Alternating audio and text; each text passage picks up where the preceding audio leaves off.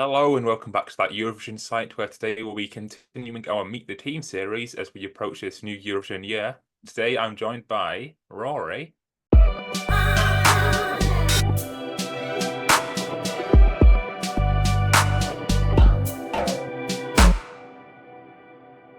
Introduce yourself.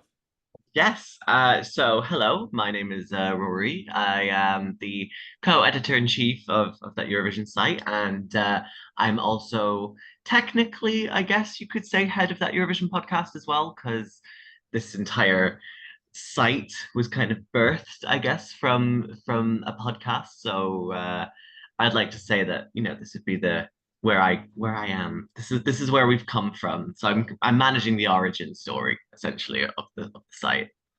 So what is your role with co-editor-in-chief? What do you do on a day-to-day basis? Yeah. And I mean, obviously, running a Eurovision site can be a lot of work. So, this is why we decided to split the role between me and Tim.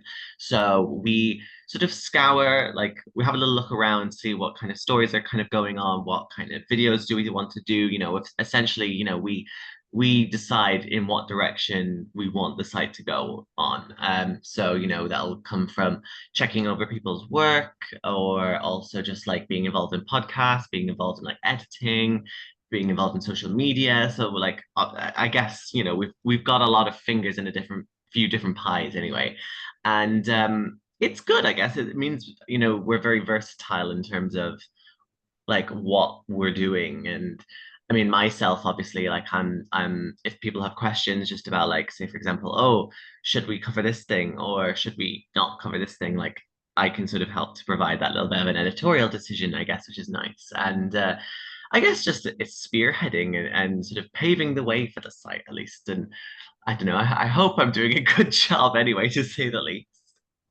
And how did you get here? What made you a fan of Eurovision? Oof, God. Okay. Well, Eurovision, I always grew up with Eurovision. So my mum, like as a child, I was very interested in the kind of like geography kind of style things. And like you could literally just find me buried in an atlas at any given moment of the day. So my mum thought, okay, well, if you like countries so much and all this kind of thing, then this probably the best idea is to get you watching this weird show that comes on only once a year. And like, they have some different types of music. Sometimes it works, sometimes it doesn't, but it's really interesting. So I was like, okay, yeah, sure, why not? So the first, like, I have memories of watching Harry Mata Hari Layla, Bosnia and Herzegovina 2006. I Wow. remember that kind of in the somewhere in the recesses of my mind. But the actual first contest I properly sat down and watched was 2007.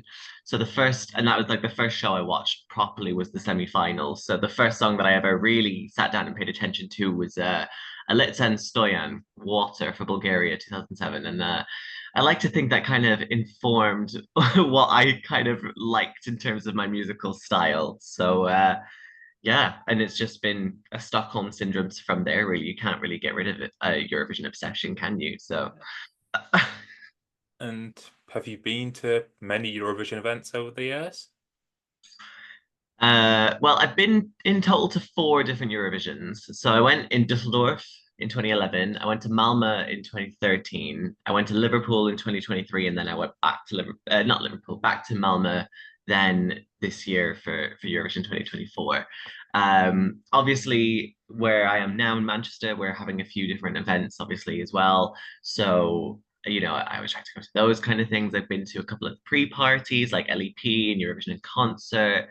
Um, but obviously, it's great just to find different ways to indulge in your passion or special interest, whichever way you want to call it.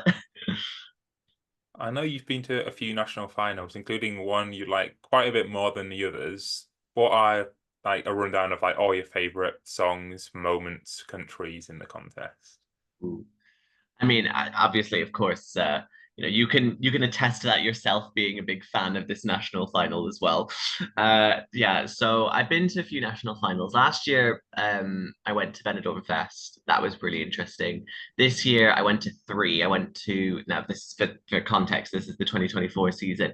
I went to ESCZ, I went to Eurosong, and I went to Festival de Canção.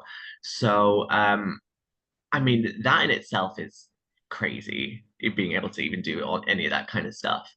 But some of the like the favorite moments. I mean, are we talking in terms of like Eurovision or like national finals or like in Uh, what? any really, just the same logic we use in the music roundup. If anyone's ever even touched it, it's a Eurovision moment.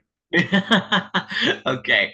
Does that technically mean I've been on Eurovision because I was on a national final? Possibly. Uh, Sure.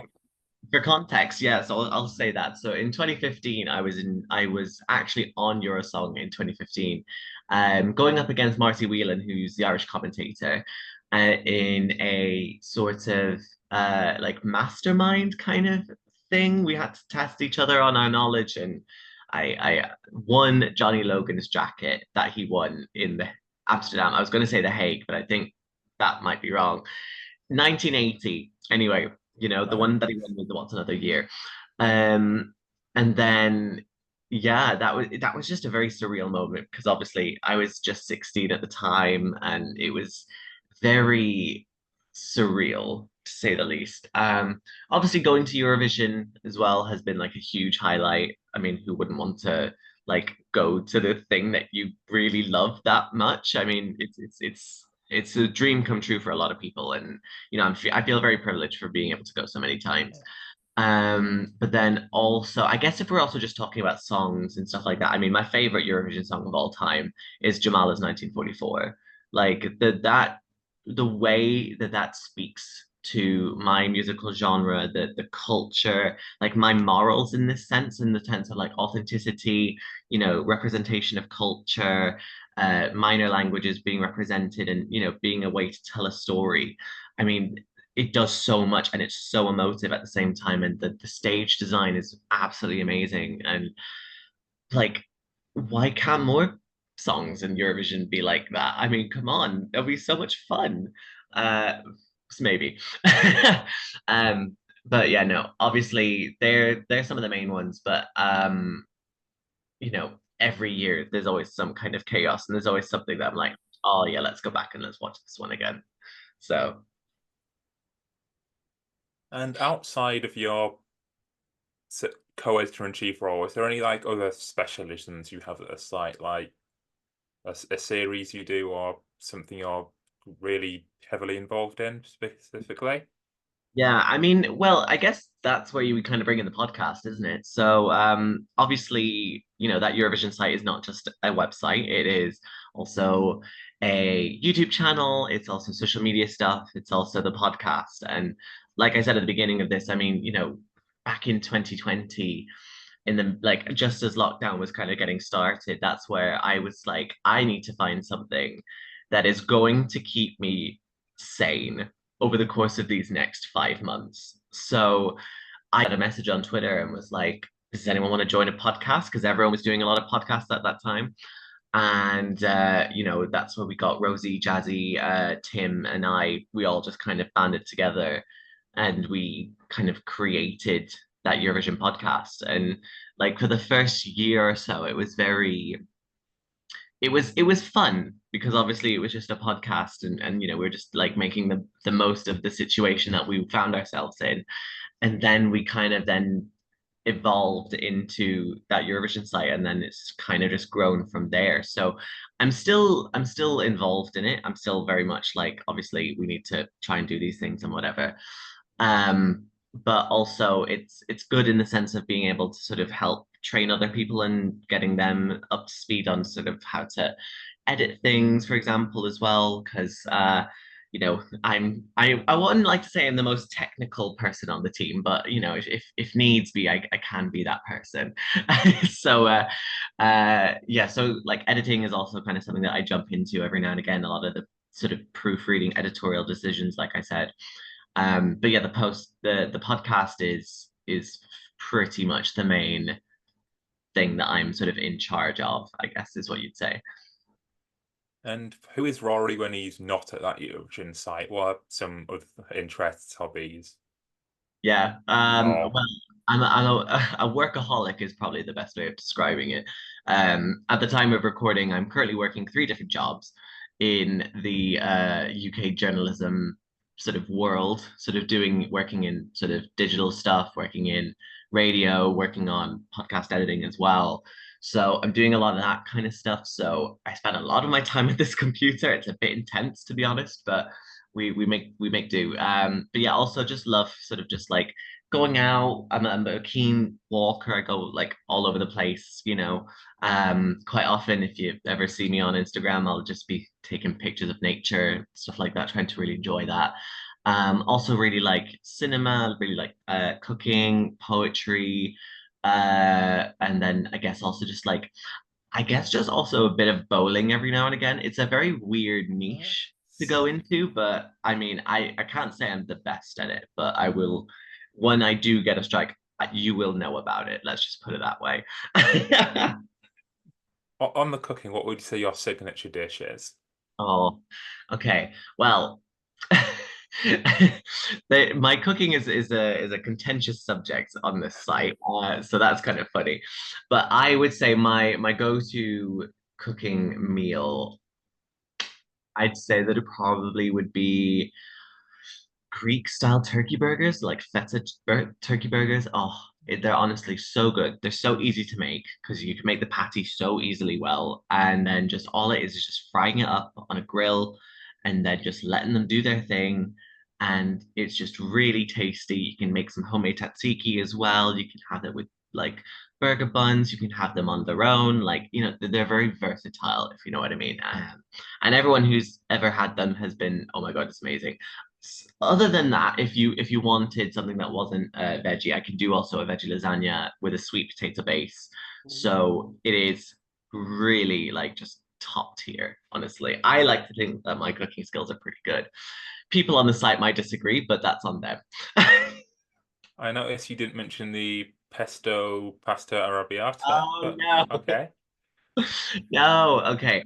Right. So the story behind that, I had nothing left in my fridge, and I had just started the diet, and I was like, okay, well, I need to have something, and I wanted something to give this pasta a little bit of a kick, and I'd had some green pesto, and it was just making the pasta a little bit dry, so I wanted to have something a little bit more saucy, and I was like, and so I messaged the people in our Discord server, being like, if I put like arrabbiata with the pesto, would that work? And bear in mind, I didn't do it.